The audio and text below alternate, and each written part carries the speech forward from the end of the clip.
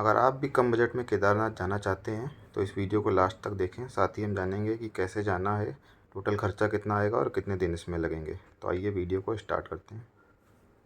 तो सबसे पहले आप जिस भी शहर में रहते हैं वहाँ से सबसे पहले आपको नई दिल्ली पहुँचना होगा। ट्रेन या बस के माध्यम से आप पहुँच सकते हैं नई दिल्ली। उसके बाद न्यू दिल्ली से आपको हरिद्वार जाना होगा। हरिद्वार के लिए आपके पास ट्रेन और बस दोनों ऑप्शन है।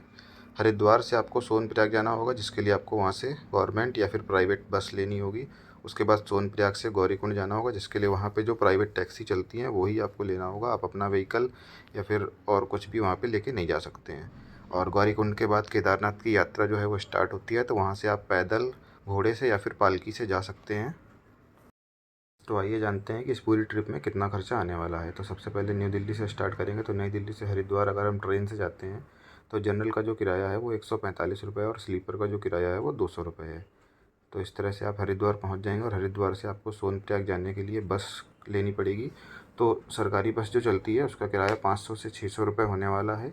इसके बाद अगर हम वहाँ पे ब्रेकफास्ट करते हैं तो उसका 100 रुपये मान लेते हैं और लंच करने का 150 रुपये तक मान लेते हैं। इसके बाद हम सोनप्रयाग पहुँच जाएंगे। सोनप्रयाग में हमें रुकना पड़ेगा। तो वहाँ पे आपको शेयरिंग रूम्स या शेयरिंग हॉल्स होते हैं, जिसमें आपको 200 से 300 रुपये पर बेड के हिसाब से मिल जाएगा। उसके बाद नेक्स्ट डे हम जब सोनप्रयाग से गौरीकुंड जाएंगे तो वहाँ पे जो टैक्सी मिलती है वो टैक्सी का किराया 50 रुपये होता है। और ब्रेकफास्ट का हम फिर से 100 रुपये जोड़ लेते हैं। 100 रुपये में आपको आराम से अच्छा ब्रेकफास्ट मिल जाएगा।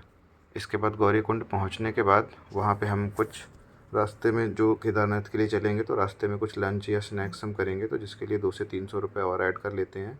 इसके बाद हम केदारनाथ जब पहुँच जाएंगे तो केदारनाथ में हमें एक टेंट ले लेंगे। तो टेंट में आपको 400 से 500 रुपये देना होगा।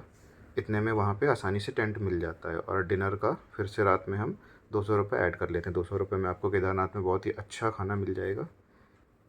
तो इस तरह से आप केदारनाथ पहुँच जाएंगे। नेक्स्ट डे आप केदारनाथ से वापस आएंगे। तो इस तरह से अगर हम टोटल बजट की बात करें तो दिल्ली से हरिद्वार जाने के लिए 200 रुपये लगेगा। हरिद्वार से सोनप्रयाग का 550 रुपये लगेगा और सोनप्रयाग से गौरीकुंड के लिए 50 रुपये लगेगा। तो अब इसके अलावा ब्रेकफास्ट, लंच और डिनर का मिला के 1100 रुपये हो जाते हैं। और सोनप्रयाग और केदारनाथ का 800 रुपये हो जाता है जो स्टे का हमारा लगेगा। तो इस तरह से इसका टोटल जो है वो 2700 हो जाएगा। और वापसी भी सेम वे में ही होगा, सारे खर्चे लगभग सेम ही होंगे। तो उसको हमने 2100 इसलिए लिया है क्योंकि जो केदारनाथ में हमें स्टे करना है उसकी ज़रूरत नहीं पड़ेगी, बाकी सारे सेम ही रहेंगे। तो 2700 और 2100 अगर हम प्लस करेंगे तो आपका 4800 रुपये बन रहा है। तो 4800 से आप मान लो 5000 के अप्रॉक्स जो है कंप्लीट जो यात्रा है इसमें आपका खर्चा आने वाला है। तो अगर इस तरह से आप ट्रैवल प्लानिंग करेंगे तो आपकी केदारनाथ की यात्रा जो है वो बहुत ही कम बजट में हो जाएगी।